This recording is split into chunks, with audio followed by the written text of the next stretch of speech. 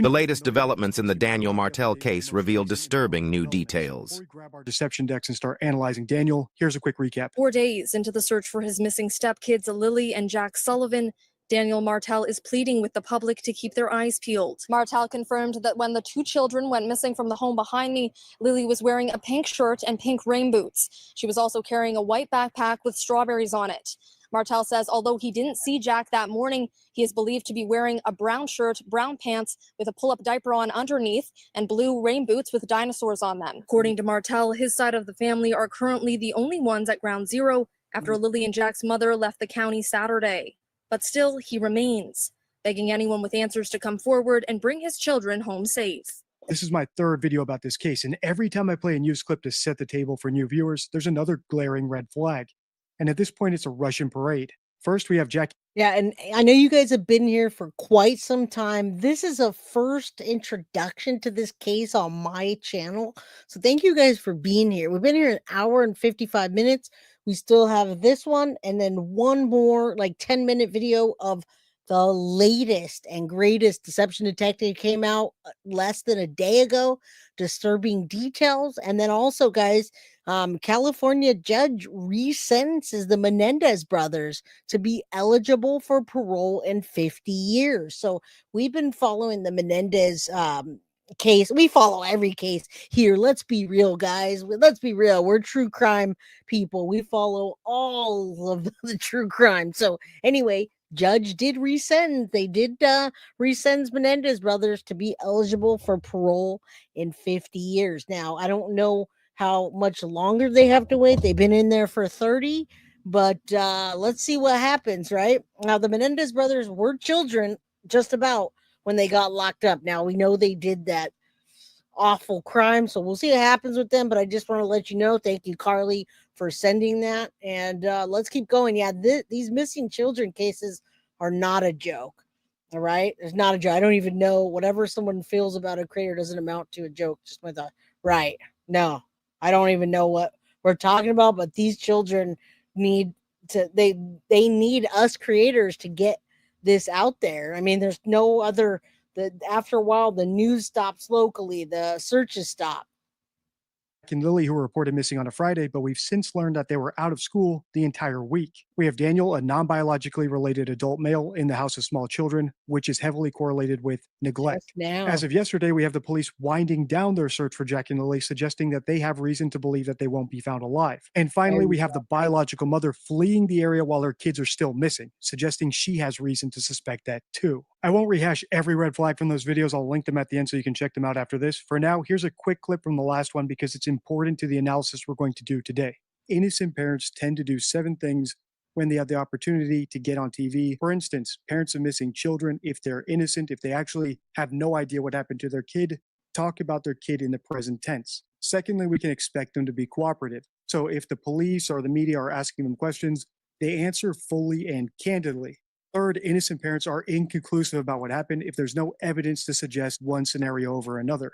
In this case, if they actually found 2 boot tracks showing the kids walked into the woods, there's no way to say for sure that they must have been kidnapped or that an animal dragged them off or any other scenario. They should be considering all possibilities. And that brings me to the 4th item on the checklist. If all possibilities are open, a kidnapping is also open. So typically, innocent parents look into camera and beg any kidnappers or anyone who might have their kid to please return them. Finally, we can expect innocent parents of missing children to directly ask the audience watching on TV for help because that's the only point of doing the interview, to get help, to get information out there. If they do anything other than that, like try to push a narrative or try to construct their own alibi, we need to be suspect about that. That's the rundown of my missing child presser checklist, and those are the 7 things we're going to listen for Daniel to do in these interviews or not do, along with any signs of deception or leakage. So without further ado, let's watch the interview he did 3 days ago, and then we'll watch the one I played in the intro, which he did 24 hours ago. We were searching. We covered everywhere possible. Even in the first day, we did. Even with me running through the woods, I was ahead of the helicopters and ahead of the drones and stuff like that. Screaming as loud as I can, and just until my throat hurt. Running through water that was up to my waist. And as soon as I got back, I wasn't allowed back in the woods until a man dressed in military outfit said I could go back into the woods. 4 days into the search for his missing stepkids, Lily and Jack Sullivan, Daniel Martell is pleading with the public to keep their eyes peeled, but he has begun to lose hope they are anywhere in the vicinity. They hate being wet and cold, so they immediately would have came right back into the house. The only 2 prints are right beside the house facing the road, and then that's it. Martell wants the search to be extended to include provincial borders in case the children were abducted, a reality he says is becoming more and more likely. Post any officers they can get, have the New Brunswick border, PI. Now, just because something's not super likely to happen, like it's not super likely for someone to move on out into where they live way out in nowhere and drive down to wherever they live. And, there's people that you don't know if they're living in that RV or trailer, whatever, and that you don't know where the people are. So it's not likely. You just don't know. You don't know if someone wasn't knew that those people had 5 children and maybe there was time. I don't know, but yeah, I mean, the most likely thing is that the parents did something, and statistics aren't always true, just like you don't always want to judge a book by its cover. But what are we looking at here? 2 children still missing. Border and get them at every airport possible. Martell confirmed that when the two behind me, Lily was wearing a pink shirt and pink rain boots. As I said in my last video analyzing Daniel, he's actually doing a lot of the things on my missing child presser checklist correctly. For instance, in this interview, he's allowing for multiple possibilities. Maybe the kids wandered off, or maybe they were abducted, but he's not allowing for every possibility. And when I say that, I mean he's not suspicious of the mother.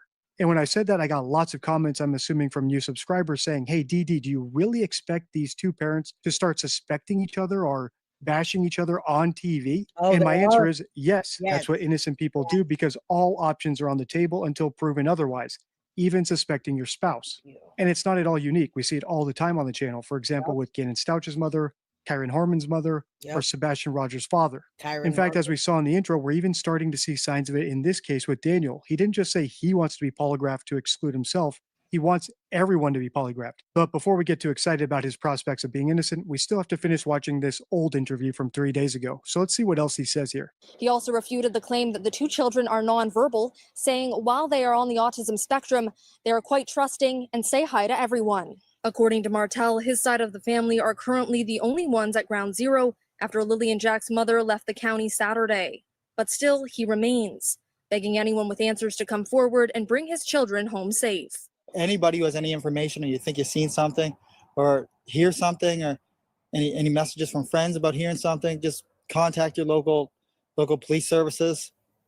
Anything, guys, anything. It's the end of that interview, and as you can see, Daniel asked for help, which is a great sign, but it doesn't outweigh all the suspicious stuff, like him not suspecting the mother at all after she picked up sticks and left town while her kids might still be out in the woods. And then not only do we have a contradiction about the children's talkativeness, remember initially they were supposedly nonverbal. Now we have him telling us how they say hi to everybody and they're super talkative. Coincidentally, or maybe not coincidentally, the mother said the same thing, which makes me think that this contradiction is a contradiction of convenience. Here's how I explained it in my video analyzing the mother.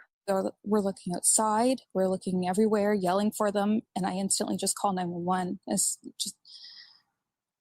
I just had the instinct I needed to call. They're both really go-lucky children. They're so sweet. They talk to anyone. They'll talk your ear off. They will speak to anyone in a store.